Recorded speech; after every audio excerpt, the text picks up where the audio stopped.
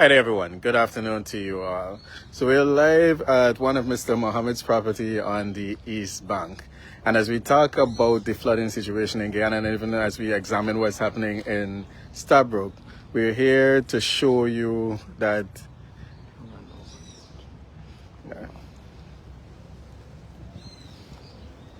Take a Saturday boat ride.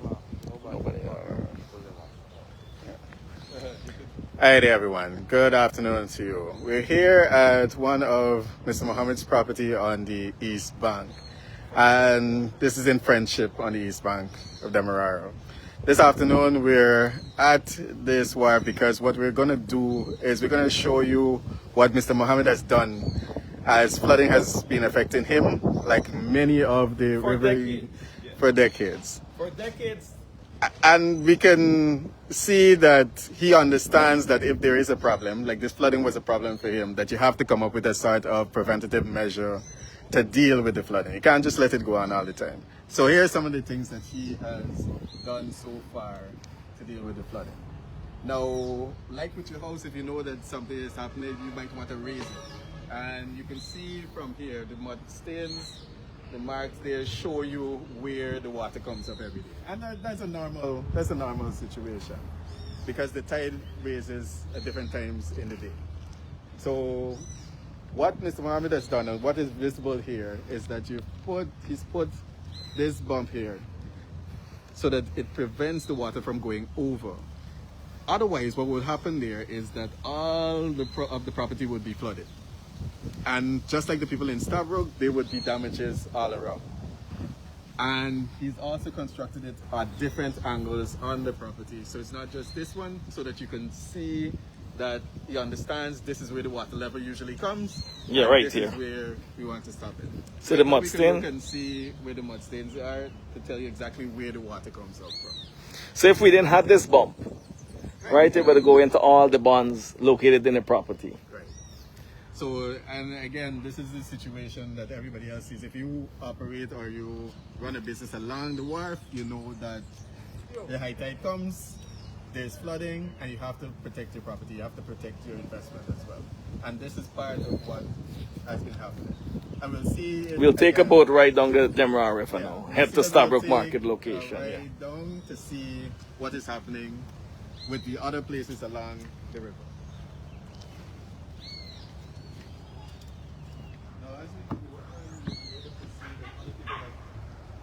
Done similar things to ensure that they are protected. Your jacket is on, MP Natasha? Yes. Safety first. Okay, no problem. Now, why this trip is important is because a lot of people have become accustomed to saying that the tide will come up, the rain will fall, flooding is inevitable, and we can't do anything about it. So there's the conditioning that the people they have right now. They think this will happen, we can't do anything about it. But we have to consider, have we explored all the options to really find out what we could do about it? And if all the other wharfs along here leading up to Stabroek were able to do something to prevent it, why is it not possible to do the same thing when we come to Stabroek? The Stabroek Market. And with all the investment or supposed investment, the money that was put into Stabroek, 275 million. 275 million for last year, in the last year budget. In the 2025. In the 2025 budget, could we not have used some of that money to put the people at ease, considering that the flood will always come? You see, this is something that we have to tell the people because it's not for want of resources. In the 2025 budget, remember in 2025 we had a national and regional elections, Right. and the PDP government fraudulently went back into government. And what really happened is that they changed ministers from portfolio. So people must understand in the context what's happening at the Stabroek Market.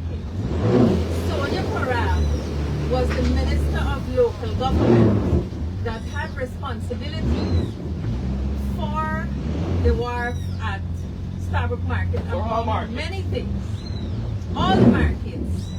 And so that money, $275 million, between January and I think it was June, they were supposed to spend, because during the elections period, there ought to be no spending on projects. And then when they came back into government in September, Sonia Parag left local government and went to education. That's another thing we will have to talk about, because a lot is going on at education. What has happened to the 275? So we went back in 2026 for another budget.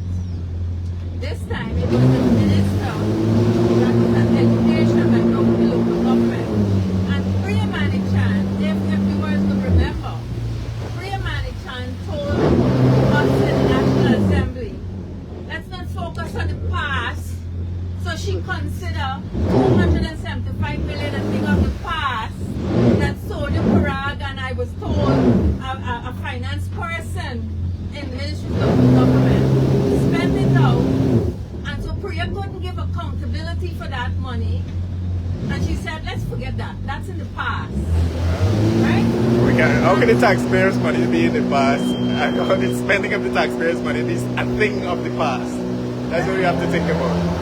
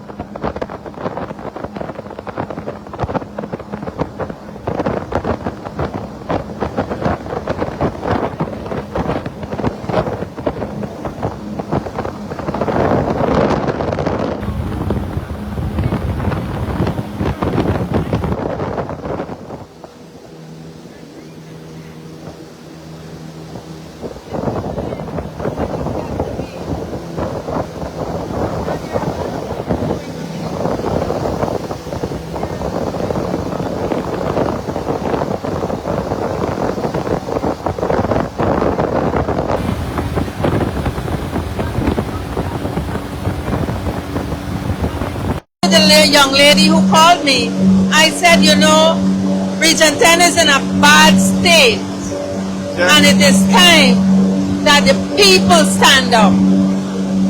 And regardless of what the consequences, there must be a proper leadership. The people must be allowed to have their own elected leaders in Region 10. Correct. But what people are doing right now, what they don't understand, is that when we elect a government, the government is elected to serve us, not the other way around. Yeah. Because we're looking up to the government, begging them to help us, we should be able to hold them accountable for their actions. We put you there so you can help us, not help yourself. And when we think about all those circumstances, no training, no relief for the people, then we really have to consider that the government is really not considering what are the needs of the people and helping the people along the way. And so what I am seeing, Dr. Lewis, is that the people would have voted overwhelmingly for win. And what the government is doing is to ensure that those regions that the people would have voted overwhelmingly for win, that those regions are starved for resources. I know you were on an outreach in the Middle Mazaruni last weekend, and we were talking about the young students. Tell us about your experience. Well, what was surprising for me is finding out that since birth, people have signed up for birth certificates, they've registered their students, and then they come to see the National Grade 6 Assessment, no birth certificate. Or they come to see SEC in some cases and don't have a birth certificate and can't register for the exams. So in their mind, because they don't have the clear guidance, they believe that they need to drop out of school because you're working towards something that you cannot achieve. And that is what we need to make sure that the people understand and get the resources that they need, get the information they need about registration, about what is owed to them as people, what they deserve as Guyanese citizens altogether. And that's one thing. We can't have Guyanese people who have been here all their life not have a birth certificate, but people come into the country, register within weeks, get the birth certificate, get passports, get citizenship to Guyana, but the people who are here all the time don't have any of that. That makes no sense. It makes no sense, but it goes back to the claim that our indigenous brothers and sisters are punishing because of the geographic location of where they are, and they seek out the government in every instance. But the government has been falling short providing for the indigenous people in particular. I would want any minister to tell me that from September to March that they have gone back to Upper Mazaruni, Middle Mazaruni, Lower Mazaruni.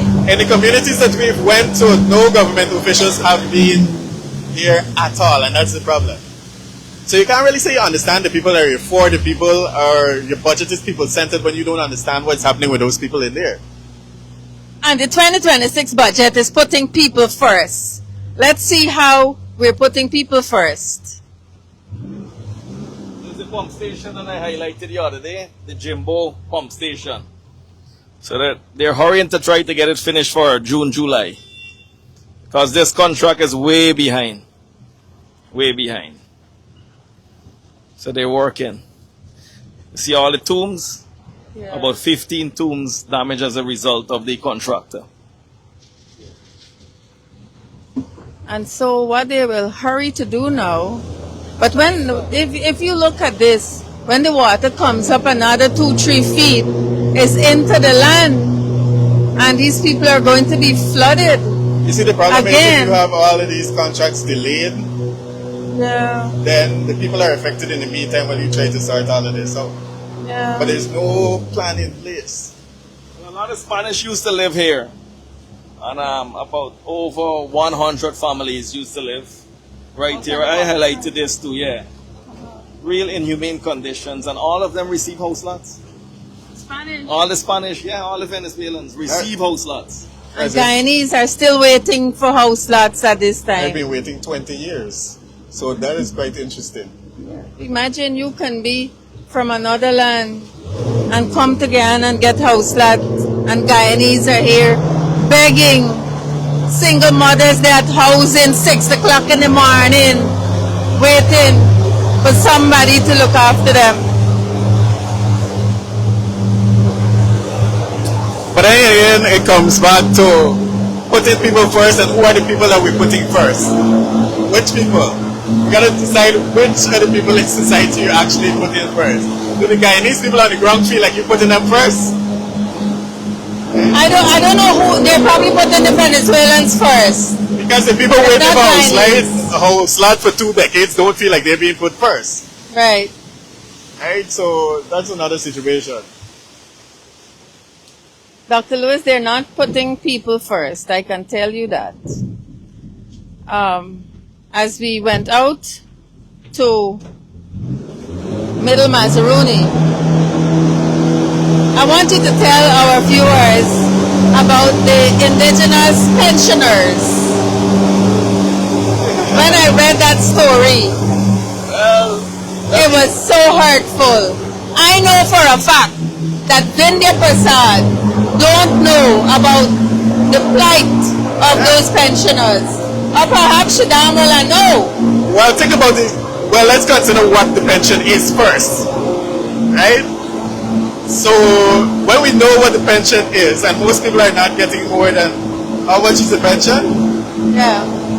And you have to wait 3 months at a time, or 4 months, Yeah. to get your pension. Because for this year, the elderly indigenous brothers and sisters in this country, in Middle Mazaruni, have not received the pension as yet. Yeah. Now, if they really want that money, then they have to go to Bartico Yeah. to get it. But the cost of going to Bartico and the cost of returning to their community, it doesn't make sense to actually go and collect the pension because you're spending a lot of the pension on transportation. Yeah. Right? So then what? You need this money, but then you have to spend the money to get money. You end up losing in the long run. So we're really thinking about, again, and I am going back to the team, putting people first all the time. Those are the kind of issues you have to go into the community and understand that I won't have a pension for 3-4 months. I have to survive. That's my only source of income. How do I survive? But some of the pensioners are surviving on that meager $20-something thousand. Well, they're forced to do it. When you're in a situation, you're forced to figure out how you can make it work for you.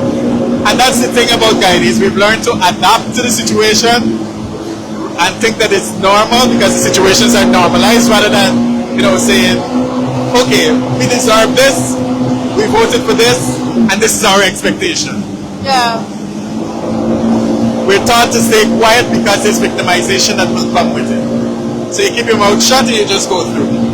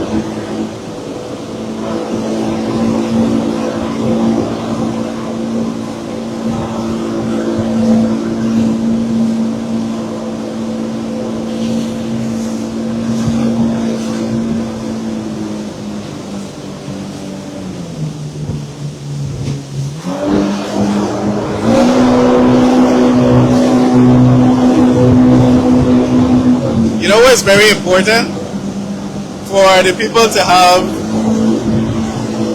a breakdown in simple terms of the budget. Yeah.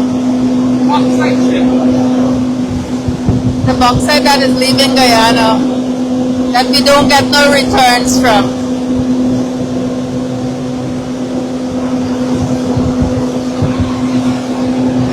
For them to have in layman's terms, this is what is in the budget and this is what we're supposed to get from it.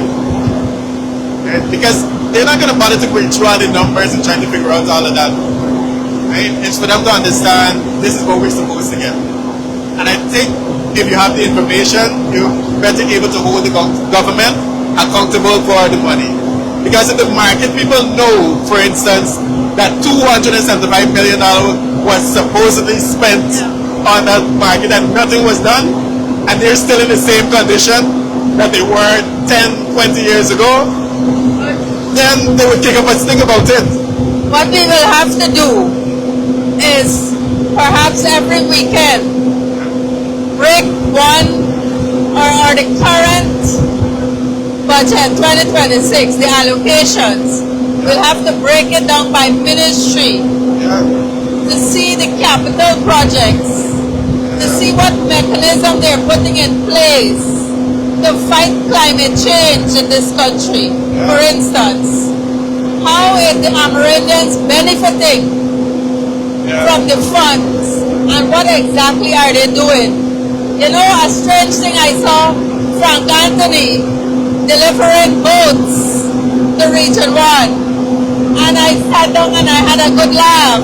I saw Ashley Singh delivering buses to Region 6, and I'm saying these people are clueless, because those are the initiatives of David Granger that Amna Ali would have got the private sector, and like all private sector, the businessmen, Mr. Mohammed would have donated boats to Barjika, would have donated bus to Burmese, but they're taking government funds to buy these boats and to give it to their friends and favorites in the region. But as a and you culture, ask we have to yourself, change. they are brainless. What are the new opportunities? What are the new projects that they're bringing to this country? Well, here's the thing: we seem to spend money in one administration and then get rid of all of it Yes, in another administration. It's a waste of taxpayers' money. it is. We cannot progress if we try to get rid of everything that was there. Improvement, maybe. Yeah. We can work on improving all of it, but we can't get rid of everything because we didn't create it. We commend the Demerara River Bridge. Yes, I think it is serving the people of Guyana. We have gone into loans, and so the loans will be on the backs of the children and grandchildren and great-grandchildren to repay, but it is serving the people of Guyana. I know there has been great relief for people of Region 3. And I'm one of them, and so Dr. I Lewis, you're know one for of sure. them. I know for sure there has been great relief. Yes. This bridge should have been here not today, years ago. Years ago, yes. We could have built this bridge way back for half the price because the cost for materials was far cheaper then. At that point, indeed. But it is, unlike the PVP, nobody else ever did anything good. But when we see something good, we acknowledge it. And when you do bad work, or you have people punishing, we will also highlight it. So, yes, the Demerara Harbor Bridge is an awesome relief for people in Region Do 3. you know the Kanji Bridge? We know it's far smaller than this Demerara River Bridge, but Yes. it's like a replica, but Yes. just a smaller version. Yes. What year you think the Kanji Bridge was built? I was not born when it was built. 1978. Okay. In 1978, that bridge was built, I was 3 years old. right? Smaller version to this, of course, but just showing you back then. Yeah. In 1978, we had the Kanji Bridge built, right, by an American company. Was the Okay. contractor. And that bridge has been standing strong all the time. Yeah.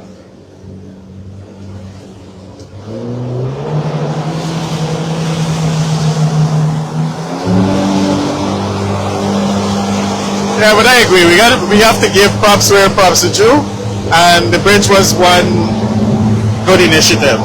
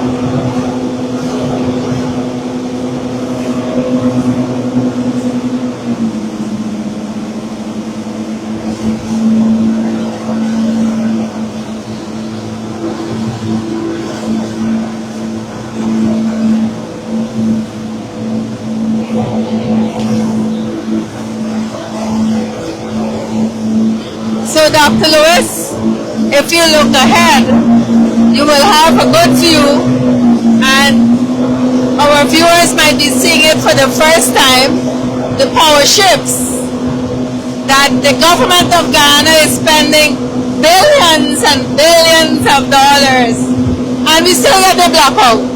Well, it's interesting that you might say that because I had blackout today, right? So, I mean, I'm not sure if it's because of maintenance or directly a direct result of the ship. Every day in this country, with these power ships here, we still get them blocked out. Viewers, take a look. Take a look if... Show this. Okay. Exxon. Okay. Well kept.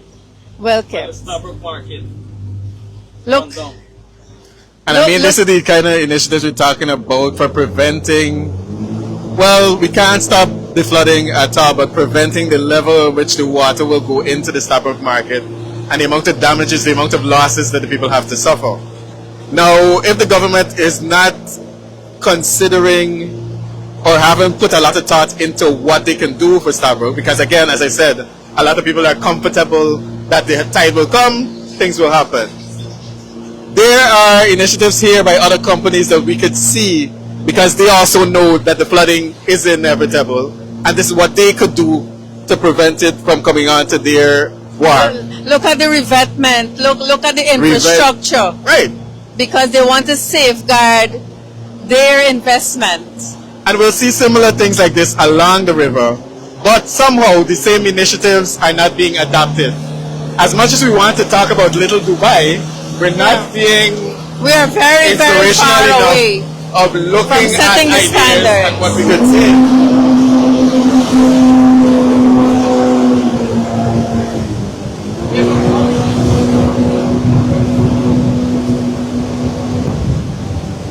Here you are. Take a look.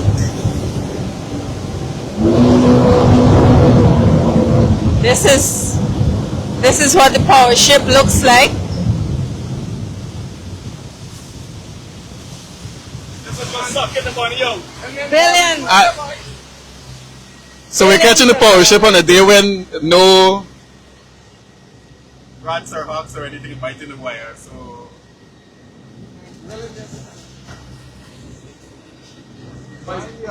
Somebody's got the barbecue on, man.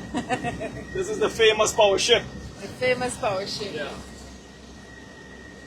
About $50 billion a year spending on fuel and rental for the power ship. President Irfan Ali promised that last year, in 2025, our electricity would have been slashed by 50%. And we still getting blackouts. And we still getting We have blackouts not every day. seen any of that initiative in our GPL bill. It's promise and promise and promise. And it's false promises. He can't deliver. They were all campaign promises. The PPP is good for the false promises and the campaign.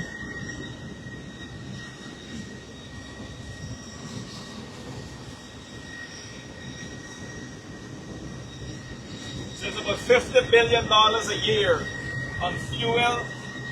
So $50 billion a year on fuel and rental for the two power ships. $50 billion. And we were promised lower electricity costs. slashing it by half from the PPP government. Last year, they would have slashed it by half. But up to now, with the gas to shore, the GTE project, that is way behind too. Well, it's hundreds of millions of US, spending on that project. So this is the famous power ship. Well, them boys, this is where they get a big cutback and drawback from these power ships, right? Yeah. So let us head down to the Stabroek area. Yeah.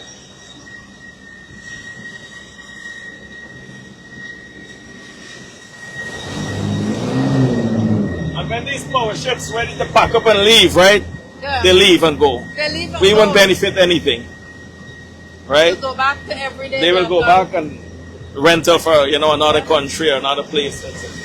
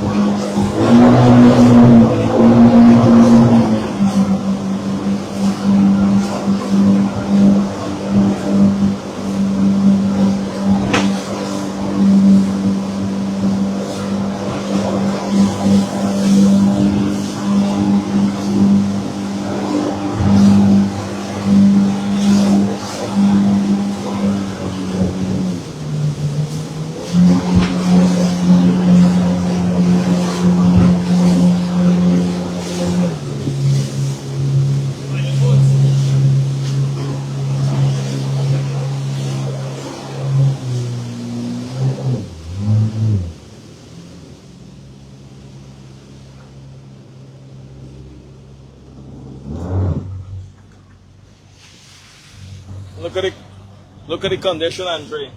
Where all the pilot boats got a moor. Look at the condition of the water. Wow. This was the same pilot boat that I highlighted this morning. Thompson, ML Thompson. ML Thompson. Because presently the crew, the men complain that the boat is taking in, the pilot boat is taking in a lot of water. So you can see they're pumping water all the time. Yeah. This is the condition of the... Yes, tell it. Well, I mean, where's the major concern is that you have to put, Look, zoom in for where they got it. they put sandbags. Sandbags. That's the best they can do.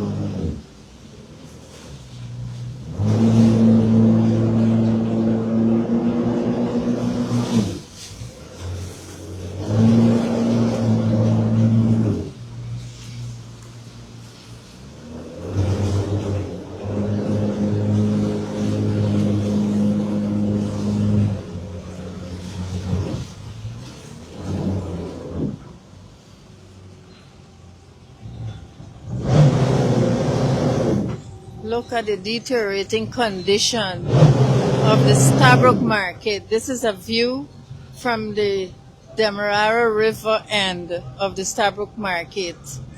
This government is shameless. Shameless. Look at the revetment.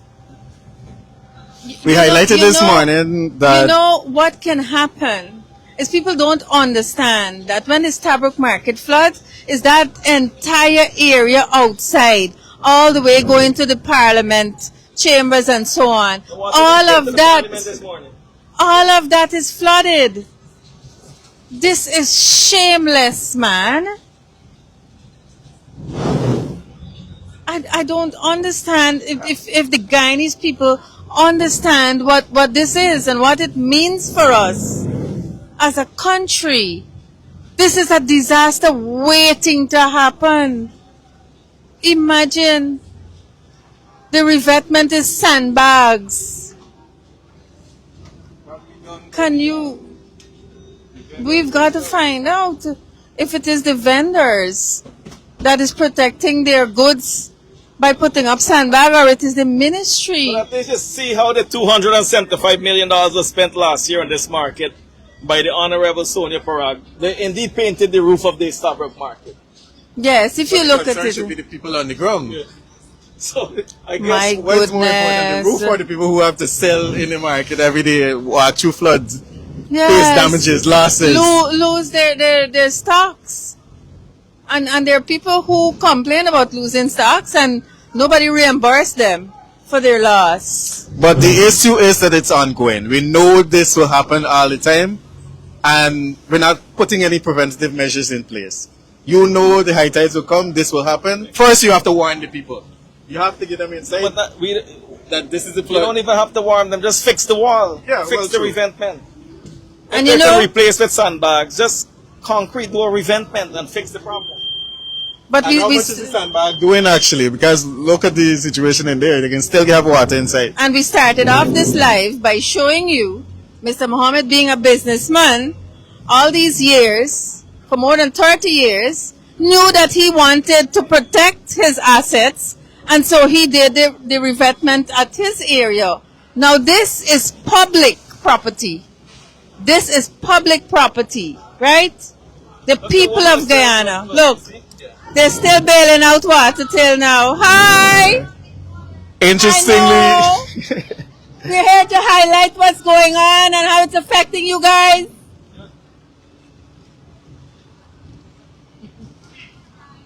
All right. what is also really concerning is that there's no water. So this morning when we visited, the people are using the same water that came into the stalls Yeah. to clean up after Oh, goodness. everything. All right, sir.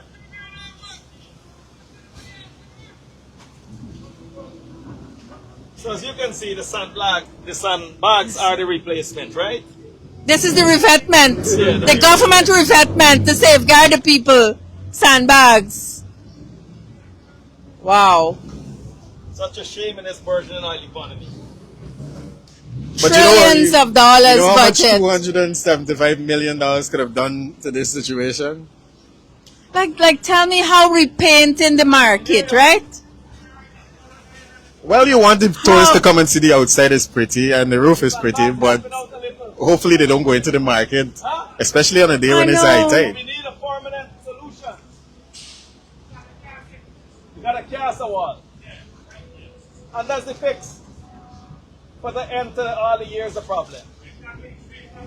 So we're making this thing seem like rocket science. Exactly. This is That's not why a I come rocket out- I come out science. on the water top so the public can see and be aware. Yes. Because the government want to push the narrative because the water high, You Right. get flooded. you gotta get flood. But no, it's not No. so. The revetment is bad. The people put sandbag to safeguard themselves in this oil economy.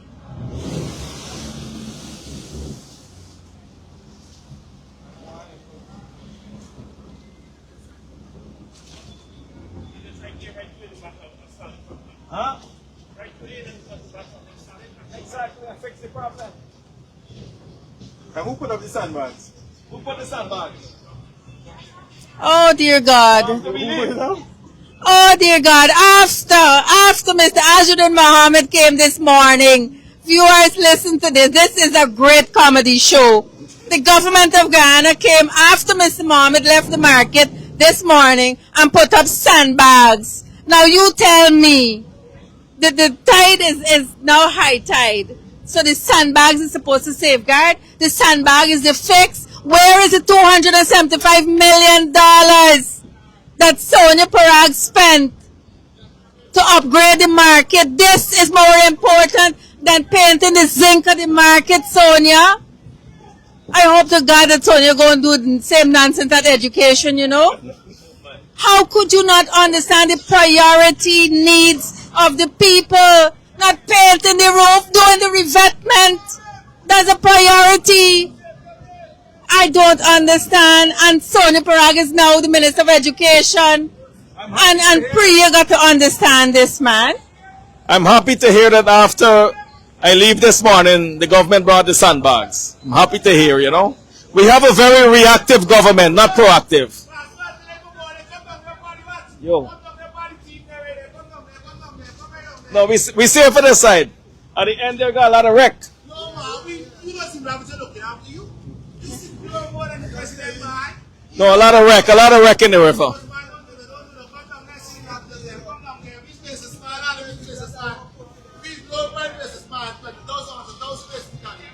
How long is the sandbag going to help? No, we need a permanent fix. This is not sandbar country. Right? We need a permanent fix. Every day in oil alone, we're receiving $2 billion Guyana dollars. A sugar running at the last, sir. No, we don't make nothing. They stack with money and give guys suku. Rice going away. Sugar to last already.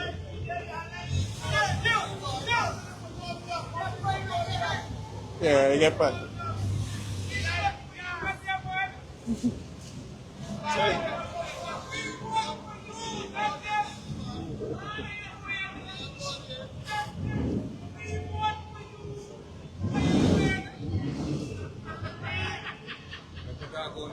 Yes, it seems so.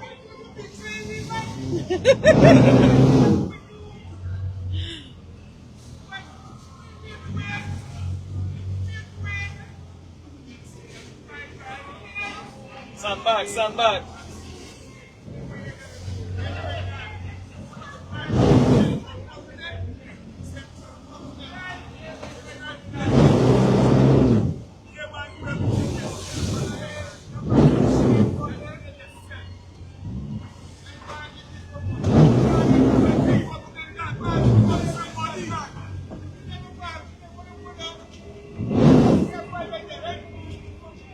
Don't let me come and I go right here.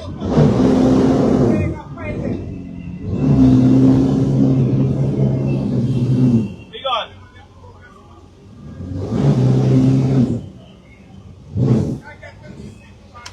Huh? Yeah, we gotta get rid of them. This is not a sandbag country. There's an oil economy. Right. You hear the people saying? After Mr. Mohammed come this morning to Starbuck Market, that's when the government come and put sandbags. Yeah, careful over there though.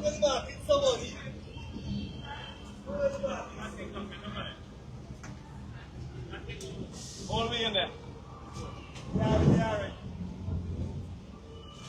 Alright, vegan. Catch up. Come and check out to see what they do anything.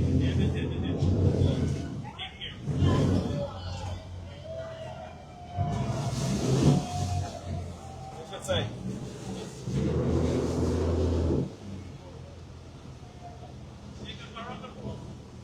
You say,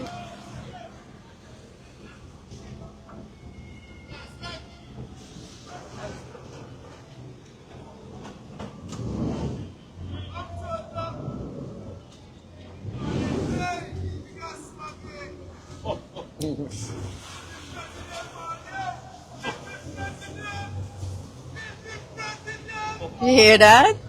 Let's be president. Let's be president.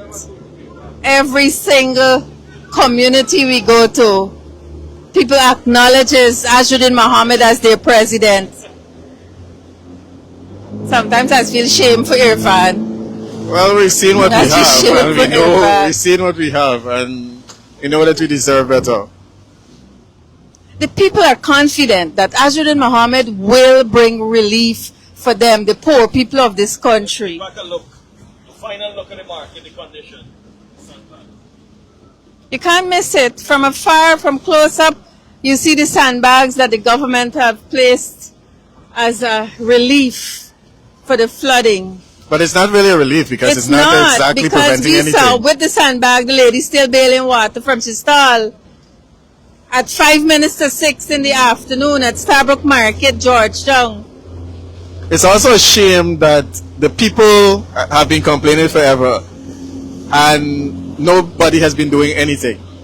And I hope that the sandbags don't become the solution to the situation. Because you can't come every time this high tide and put some sandbags and hope that that's Well, the permanent fix. local government elections is coming up. And I know that they will want to promote what they're doing at the markets. I hope the people in Starbuck Market and in Georgetown is paying attention to what kind of solution the government of Guyana is providing for the people. Well, let's talk about that. What exactly are they doing at the markets? Paint in the market. Please remind the nation about the Please remind the nation about the $275 million Minister of Local Government, then Sonia Parak, claimed she spent on the Starbuck Market. I met with a lot of stall holders this morning and they said all she did was paint the roof. And we saw that We just saw it now. was painted. Couple gallons of paint, right? They painted the roof. And I know a gallon of paint is about 8,000 Guyana dollars. $275 Where did the money million go? dollar. Where did the money go? And you know, when we asked, because she left local government and went over to education in the new budget. So when we asked the minister, the current minister, what happened to the $275 million, the minister said, let's not worry with the past. Let's deal with the future. And so the government is saying to Guyanese, don't worry with what we're doing with your money. Let me look at, see how we can paint the roof, and now the vendors are being flooded.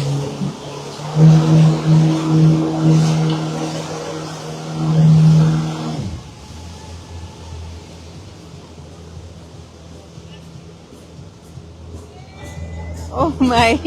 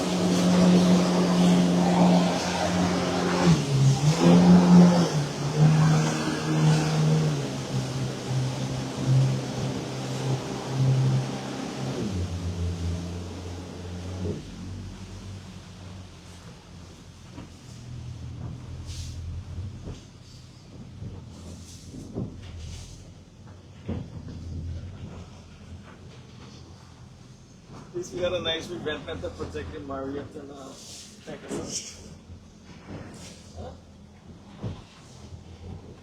Some are equal more than others.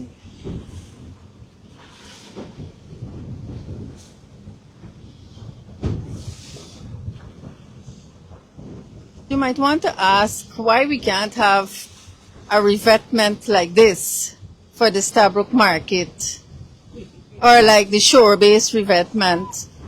But the private investments are being protected, right? Private investments are being protected here. We can see that clearly. This is behind of the Pegasus and the Marriott. Here's the reality. If Guyana is so rich, if we actually invested in our people and spent the money where it's supposed to be spent, then we would all be comfortable and not complaining every day about every We situation. would have a beautiful country Yeah, we would if the definitely have a resources beautiful are country. distributed equitably. Yeah. But when we have a situation where a road is supposed to be built for $14 million, but then the contract is awarded and then something happens. Yes. And then there's $7 million and we know what the something is. And then there's $6-7 million left to build the road. The type of road that we're supposed to get is not what we get. Right. And we see that across industries, not just in road construction. Yes. Money was supposed to be spent for Stabrook. If we had actually spent the $275 money for million. Stabrook, the people in Stabrook, the vendors in there, the workers in there would be better off, and we wouldn't have to be here highlighting the issues with Stabrook. And you know, Dr. Lewis, the thing about it is that the people see what is happening. They're suffering. And instead of reaching out to the government for help, they reach out to Mr. Mohammed. Well, if you reach out to the government over and over and over, and you Right. see that you can't get anywhere with the government, and you're tired of the situation. This morning we saw an elderly woman, 65, who said she's fed up and wanted to end her life because she's frustrated. You That know, is the point where you brought people. I am happy that you raise that and you categorize it as frustration. But let me tell you something. Poverty, abject poverty, we have seen the result of it.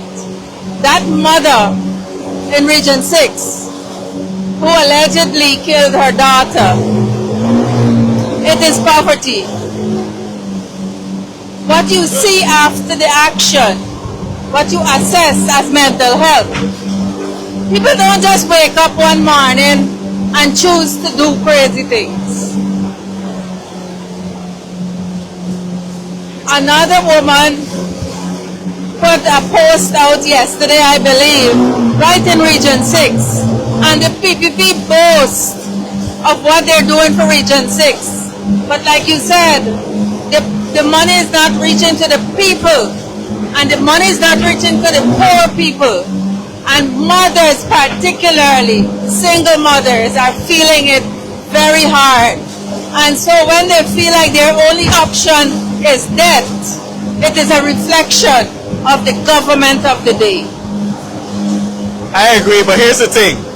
The government of the day know exactly what the people need. They know exactly how the people are suffering. Yeah. And yet you give them just a little bit. Yeah. Keep them happy. And then election time, all those things that you know that they needed for the past 5 years, then you decide to try to pick some of them. So it's almost like you keep the people at a certain level, so that later on you can come back to the people and say, look, we're giving you this. This is what we've done for you. This is how much we care about you. But we only care about you at election time. Yeah. But how, the question is, at what point we will stop to say enough is enough? At what point do we do that? Because at one time, it was the men murdering the women. It was the men raping. Now women are killing themselves because they cannot sustain their lives. This is your Yeah. mode of transportation, huh? Every day. Every day, twice a day. But you see, we even have the similar situation where the water comes up here in the Stelling. Look at the condition. And of the real condition of the Stelling. Because if you go into certain parts of the Stelling, you can't walk beyond it because, as you could tell. Yeah. But this is where we are. We're investing in infrastructure, but selective infrastructure. And as we were saying earlier, it's like the government knows exactly what the people need. But thousands of persons are traverse here on a daily basis. Thousands. Yeah. If you come at the peak hour in the morning, everybody's heading to work.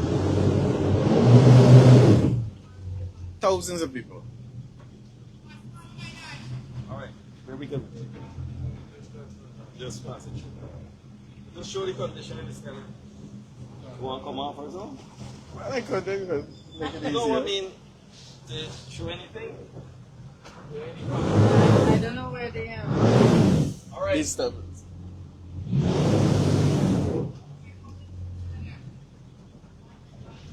Let me head it back. Yeah, man. Just from looking at this alone, tells all, right? I mean, Guyanese people have to ask themselves the question. Election time, the government knew that people didn't have water and bring water tanks, which means they knew all the time. Yep. Right? So they know exactly what situation the people are in, but we can only try to remedy the situation a little bit around election time for votes. Enough for them to.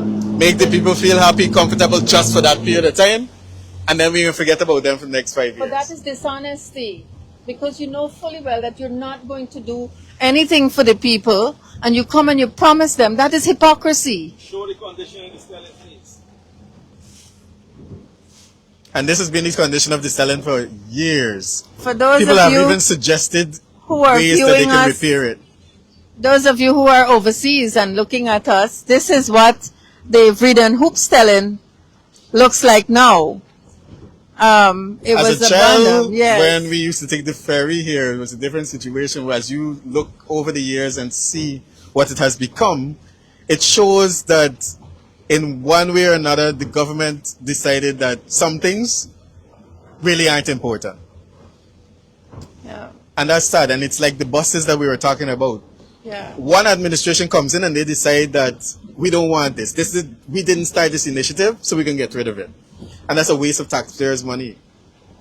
And if there's something that I'm not interested as an administration, I won't pay attention to it. I won't invest in it. So what Dr. Lewis is talking about is the bus, boats, bicycles, breakfast for the children in the regions.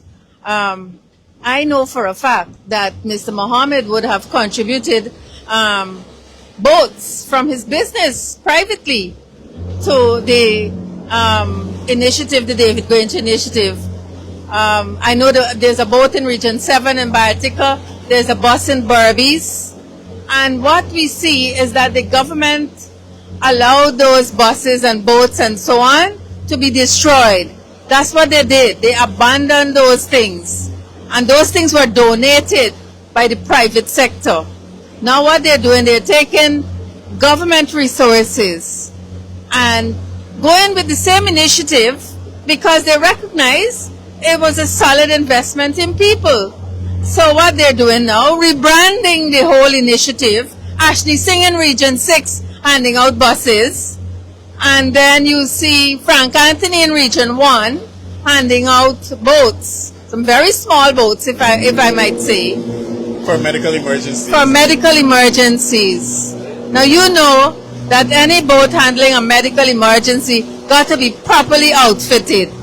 For God's sake, if you see those things that look like a canoe, and Frank Anthony has no shame to publicize those very small boats for the people in Region 1. But I hope that they really pay attention to what the government is doing after elections.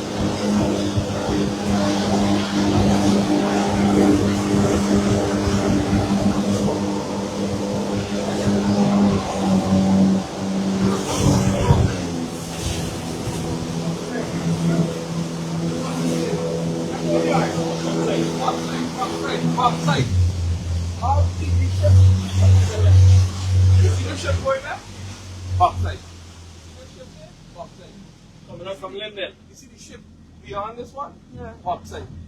So just imagine not only oil, you know, it's not only oil coming out to your country.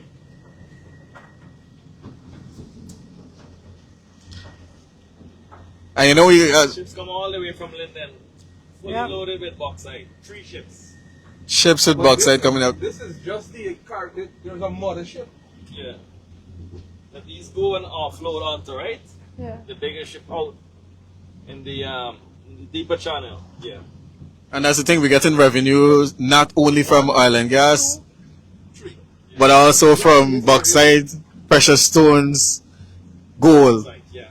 The Chinese. and Chinese, yeah. yeah, the Chinese. So you're gonna understand the level of business, right? Yeah. The magnitude.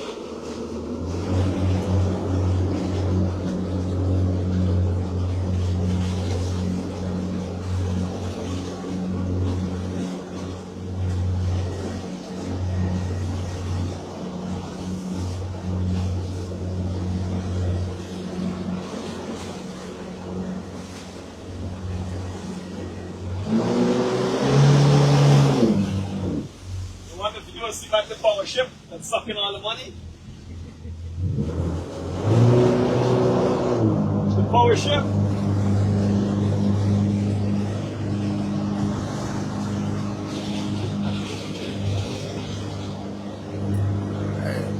So here is a night view of the power ship.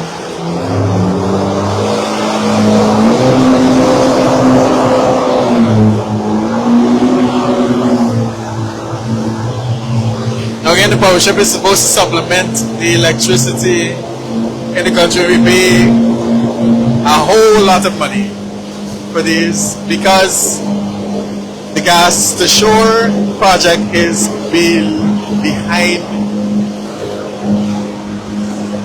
the date. As is most things and most projects in Guyana where there is a timeline for completion and it's behind where it should be. It is unfortunate, but these are the kind of situations that we deal with in Guyana, and these are the kind of situations that we cannot sit around and continue to accept. And we have to make sure that we hold the government accountable for situations like this and for all these projects that are delayed. Accountability is vital at this point.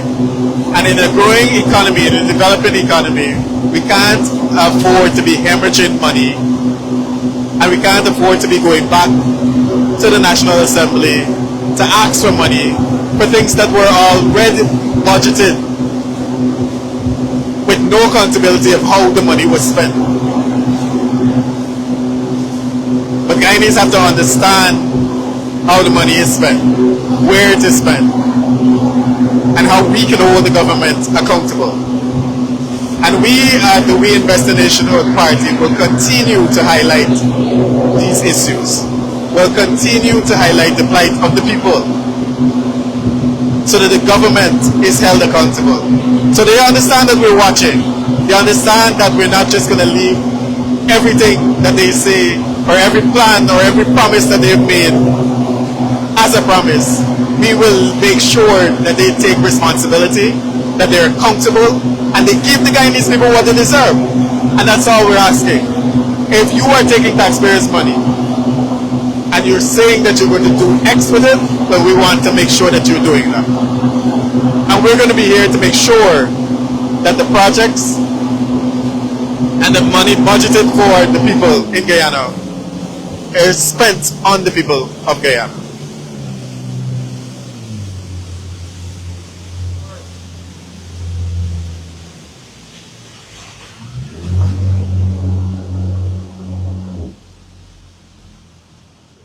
This is the old passage of the bridge, huh? Retractable one.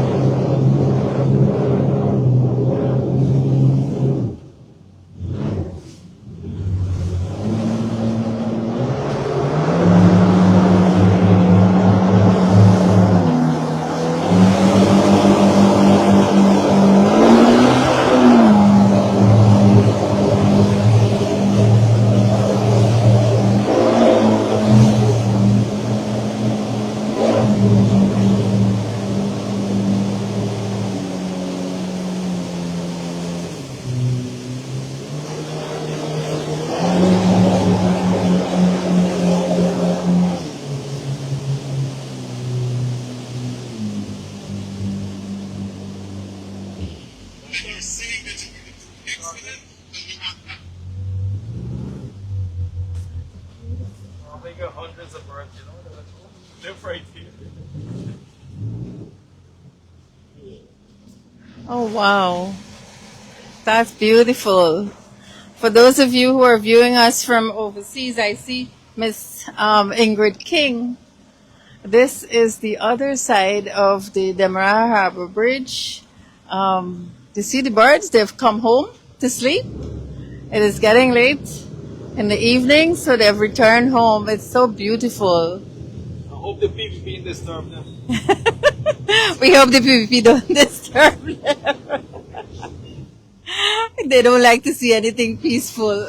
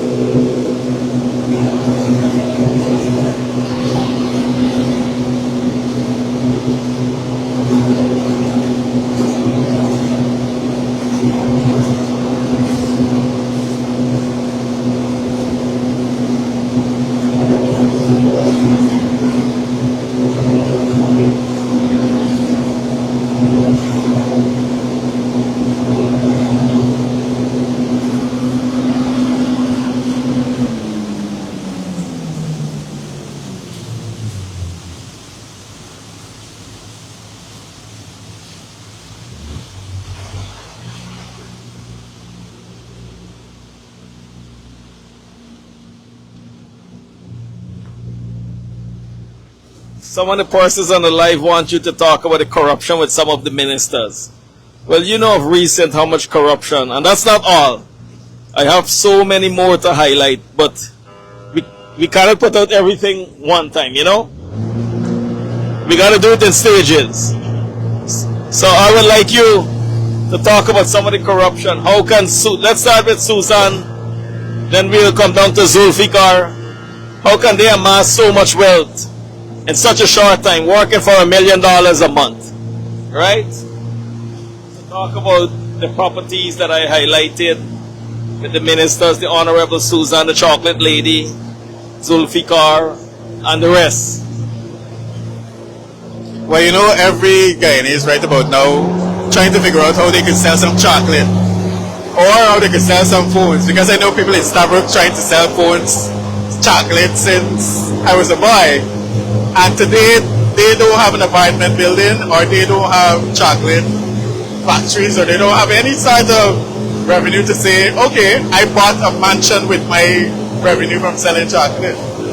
So I'm eager to understand it as well. So how does that happen? Andre, you will not understand because you did not work out the formula for building generational wealth. Building generational wealth, that's what we're calling it now. Right? So, I mean, over the last few months, during and after the budget debate, when we started to review, and viewers must understand this, our quest to expose corruption is not on a personal basis. It means nothing for me personally, but as members of parliament, we have a responsibility, right? Mr. Mohammed has a bigger responsibility as the leader of the opposition to ensure that we hold the government accountable.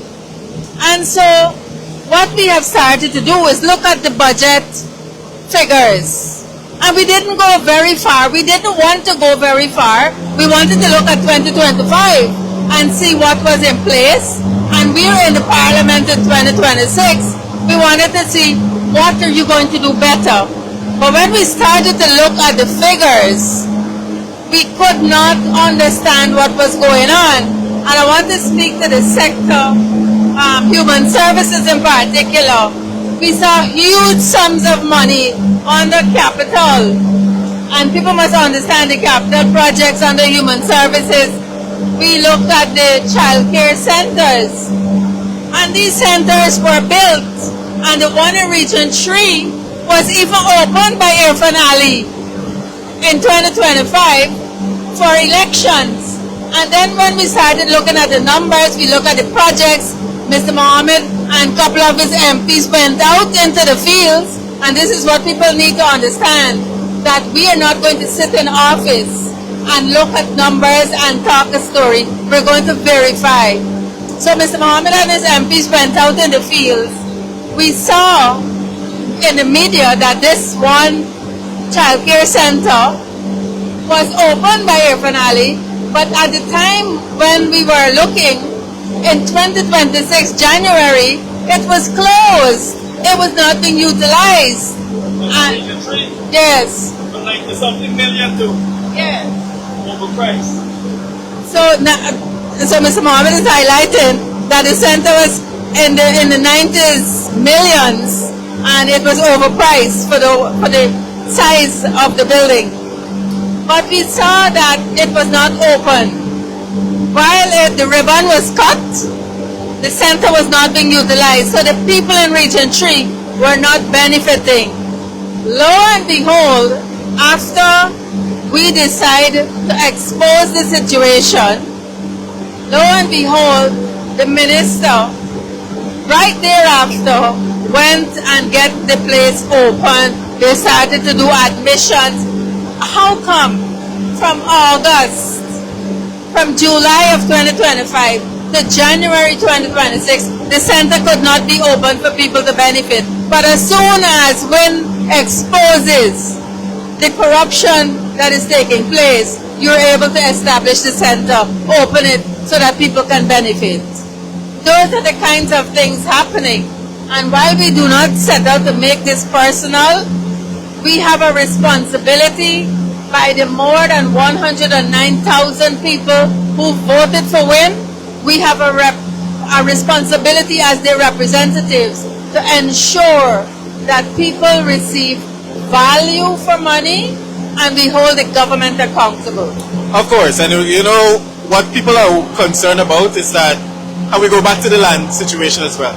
When you see ministers are able to get so many plots of land, and you have people waiting for ages to get land, then you really question, does the system work? And if it does, who is it working for? Yeah. Because it's not working for the poor people, not the poor class people at all. The poor people are not benefiting. We're seeing that. And then we have to think about, if I want to get a loan for the bank, because we've heard ministers saying they got a mortgage, the amount of paperwork I would have to submit, the average man on the work would have to submit, the amount of money we would have to secure, we would need to secure a loan. Yeah. And then we think about the ministers doing that or claiming that they have. Then again, you try to do the math and it doesn't make any sense. It doesn't. So how do we really say that, you know what, Yeah. we're doing all of this off of our own, we're selling chocolate, we're selling phones, and we're making this work. And whatever secret formula or secret recipe cannot somehow be applied to the man on the ground. Right. It doesn't make sense to the average person. And they don't need to be a university graduate to understand that none of that makes sense. And I think the government thinks that people are living in an era where there's no smartphones, there's no technology whatsoever. So you come out and you tell the people anything, and they believe it, and they run with it. And I think they have to change their mentality about how they deal with the people, because the people are not stupid. Right. They're really not. And I would want to say that any country that invests a lot in infrastructure, you investigate that country and you will see that the international banks will tell you that corruption is in infrastructure. And our country has been on that trajectory. On the books, you see the large sums of money that is earmarked and approved by the National Assembly for big infrastructural projects. But when you do the verification on the ground, like what we are doing this evening, there is absolutely nothing that says that the money is benefiting the people, because the projects are either inferior, incomplete, or never started.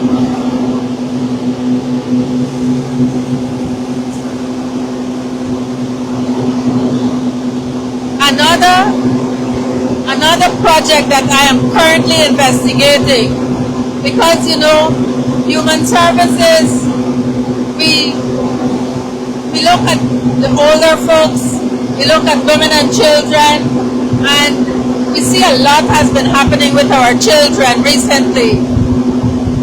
I ventured into investigating what's happening with the school feeding program. And while it is not a capital project where you can go and identify this is being built, it is money, large sums of money expended to ensure that children get a hot meal every day. We agree with that. We approve it. But when you go into the school and you see what is being provided for the children, no government minister would give their child that kind of food to go to school. You see, there's a disconnect. We think about public schools, for instance, and we're saying about all this investment in public schools and the educational system. And as you rightfully said, which one of the government ministers will send their children to those schools? Unless they're being admitted to Queen's College or the Bishop's High School, perhaps, they won't send their children to public schools. Yeah. So they understand what they think they understand, or what they tell the people that they're investing in them is not something that they perhaps want for their own children. So what are we really getting? And that's the question. What are we really getting? Are we even getting value for money I don't in believe relation so. to the children? No, Are we achieving the objective? I don't think so. I don't think so. And again, we are going to be here making sure that the people know exactly what is going on, so that everybody knows where money was allocated What about Isabella Young? and how it's supposed to be spent. Report anything on that? For the Chinese, any investigation to find Sue as yet? Where is Sue? I don't know. I don't think they're looking for Sue right about now. No, Sue is a happy tenant somewhere. Nobody's looking for Sue. And Sue is for a happy all, tenant. for all we know, the government would rubbish any claims about Sue and the Vice News report. Sue landlord is happy.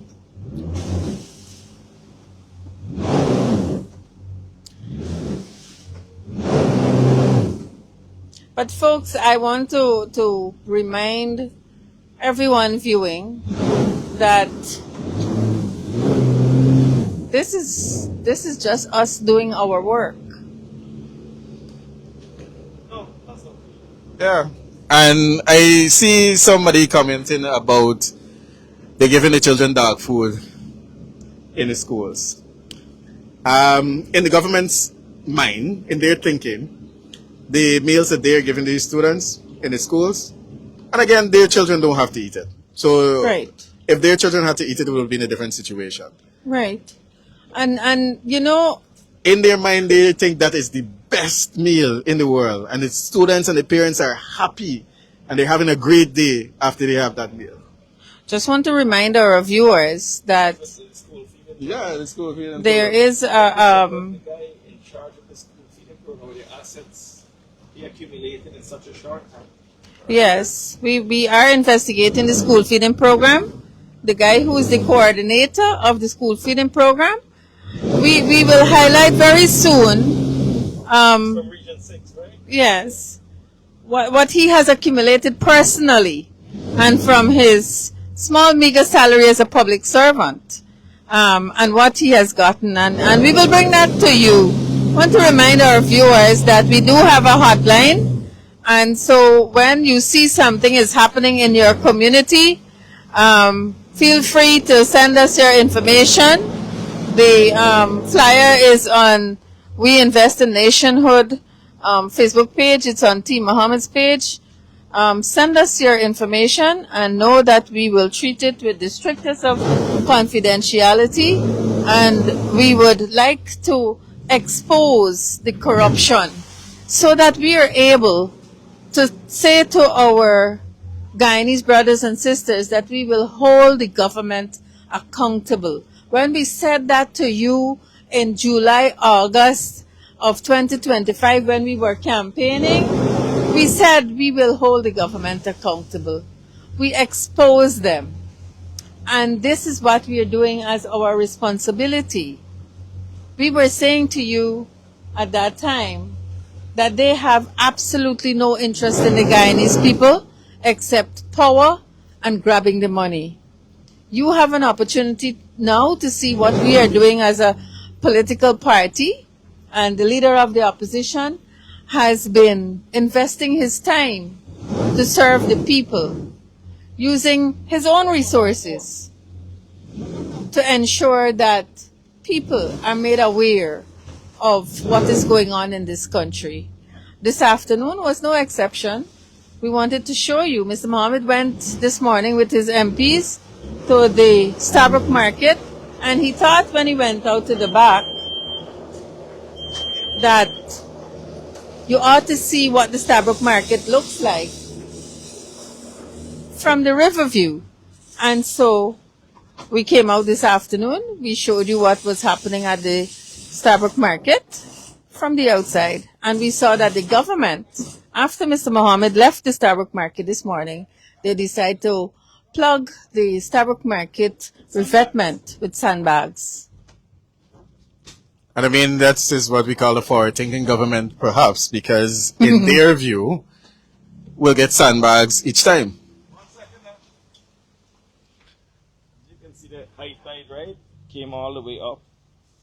Right, when we left it, the water wasn't this high. And we started the video by showing you that Mr. Mohammed constructed this bump here to help to prevent the water from coming in and damaging. Not today, about 20 years ago. And that's 20 years ago. Good. And I mean, if we're thinking about Starbrook now, sandbags can't be the solution at this point in time. We got to think beyond that. So you see the water get trapped here. It's coming nowhere else on the property. And that's the thing. We know how high the tide will come. At certain times, we know when the tide is at its highest. And we should be able to put some preventative measures. We won't be able to stop high tides. That's not what we're trying to do. There's nothing we could do about that. But you know it's coming, and you should be able to put systems in place to protect the people in Starbuck Market, especially who have invested millions in the products that they're selling in Starbuck. We can't keep treating the people in Starbuck like stepchildren. Every Guyanese should be able to know that the government is looking after them. You elected the government to look after you, and they should be looking after your interests. I like the color blue. The blue lights. I like the blue, yeah. We invest in nationhood blue. But again, here is what we're talking about. There's a lot of people this morning who said that high tide will come, global warming, whatever it is. We just gotta accept it. Here is the reality. No, we don't have to accept it. We don't have to accept anything. We have to prepare for it. We already know that Guyana is below sea level. So what? We just sit down and say, all right, we're below sea level. Things will get flooded and then we move on with life. That is not the reality. We have to prepare for it. And we shouldn't have excuses because we have billions of dollars every day from oil revenue. We should be able to protect the people of this country. It requires proper planning. It requires caring for people. It requires caring for poor people because the people at Starbuck Market are poor people looking to make a daily living every single day to take care of their families. They don't sit in fancy offices like the ministers in air-conditioned office. They don't drive in their heavily tinted Prado with lights and siren. And it's not to even send the fire trucks to clean the market. Right. You see? And that's one of the concerns that the people raised this morning. Major concern, yeah. In a situation like this where the entire market was flooded, there's Yeah. mud all over, dead fish, and all kind of sewage coming in. There was no effort to have the fire tender come in, or the fire service come in and help with the cleaning. Instead of that, the people who came in expecting to vent were forced to use the same water that came in to clean up. And we can Their tell you surroundings. this because we were on the ground there this morning. Onage got her hands filled with so many other things that she doesn't really understand what caring for people and what the priorities are. I am surprised that the Starbuck Market is in that condition after Sonia Parag spent $275 million in less than 4 months in 2025. No relief for the people in Starbuck Market. No relief for them. And interestingly enough, and we go back to the budget theme, putting people first. And you always got to ask which people are we putting first? Because the poor people in Stabroek who suffered millions of losses, nobody's going to help them. Exactly. And they are people too. So if we're not putting them first, who exactly are we putting first? So viewers, once again, I want to thank you. Well, we were out in the river showing you firsthand the level of corruption under the PVP government. Right? You saw the progress, sandbags, locking off, right? The most largest market in this country, iconic, a landmark. And you saw for yourself the sandbags they placed there, the government placed there after myself and team visited the market this morning. We will be checking in because under the 2026 budget, $2 billion allocated to spend on the Stabroek and the border market. So we will be watching closely to see how these monies will be spent. First quarter is already completed. Already completed. So once again, I want to thank you all and may God bless you and have a great weekend. Take care.